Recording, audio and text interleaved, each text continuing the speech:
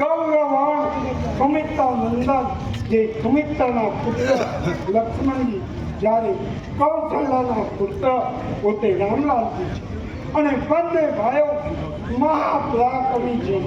આજે 12 વર્ષની પોતાની આયુ હોવા છતાં પોતે ક્ષત્રિયનું ગમન રાખી મારો યજ્ઞ રાક્ષસો મારી સ્વભાવ કાળિકાઓને મારી અને મારો યજ્ઞ પરિપૂર્ણ કરવા આવ્યા. મારો યજ્ઞ પરિપૂર્ણ થયો એટલે બંને ભાઈઓને સાથે લઈ હું અયોધ્યા તરફ જતો હતો.